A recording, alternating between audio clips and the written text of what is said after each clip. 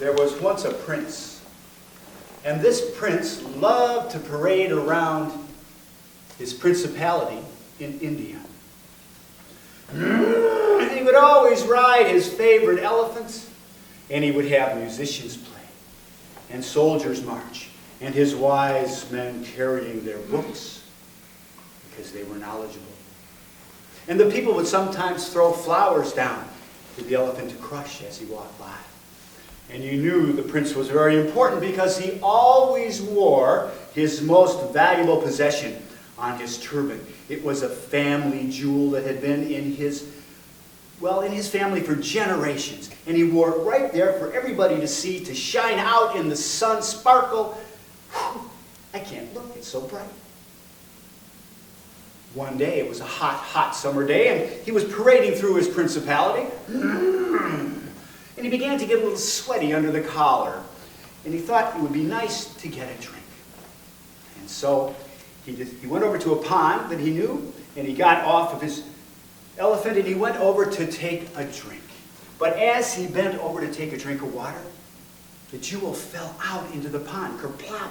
Oh no! I've lost my most valuable possession! Help! Help! Please! Somebody help! Well, immediately the musicians threw their instruments down and jumped in the water. The wise men threw their books down and jumped into the water. The soldiers got rid of their swords and all of their weapons and jumped into the water. I can't see it. I don't see it anywhere. Oh, please find it. Find my most valuable possession. Well, it was about that time a yogi walked up and said, "Excuse me, Prince, but can you tell me what's going on here?" He says, "Oh, I've lost my jewel, my most valuable possession has fallen in the pond. Can you help me?" "Well, I think I might. Yes, I'll be happy to help you." And so the prince stepped back so the yogi too could jump in the pond. But the yogi didn't. He said, "Prince, I would like you to go on a walk with me around the pond." But my jewel, Prince, do you trust me?" Well, the prince knew yogis were supposed to be smart, so he said, "Yeah, I guess so. Well, then come with me around the pond." And so they started to walk around the pond. Hadn't gone but 2 or 3 steps when the yogi looked back and said, "Oh, excuse me, one more thing. Have everybody get out of the pond." But, do you trust me?" "Yes." So he had everybody get out of the pond, and all of the musicians and the soldiers and the wise men and the other people who were standing around watched as the yogi led the prince around the pond on this hot summer day. "Oh, Prince, stop now. Turn your head right here. And what is there?" And there was just, even on this hot day, there was a bit of a cooling breeze that blew across his cheek. "I'd never felt that before," said the prince. And they walked a little further. "Oh, listen." And there was a bird song that had probably been there his whole life, but it was so lively and so pure and so, it was wonderful. He thought. And he walked around a little further with the yogi. The yogi said, "Oh, smell that flower right there." And he did. And it was a scent he had never smelled before. And he had looked at that flower all of his life. And then they watched a butterfly flit by, and they listened to a bird, another bird sing, and the bees buzzed by. And well, finally they made it all the way around to where they had started.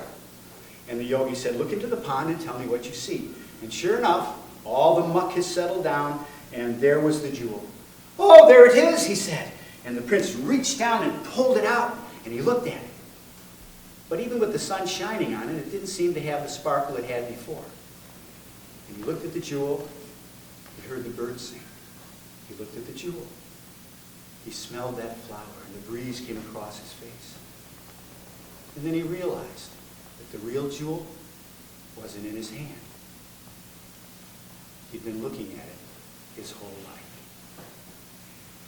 So I want to thank you all for coming tonight.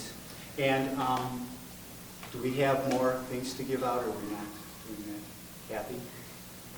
Yes, she's yes, there are. Okay, so there are seeds. Still, maybe some of you got the seeds. Maybe not. They're bee-balm, and you can just spread them up anywhere you'd like, and they grow really easily, so you can put something into the environment. That'd be great. And finally, in the meantime, it is Shelby, because I just want you to remember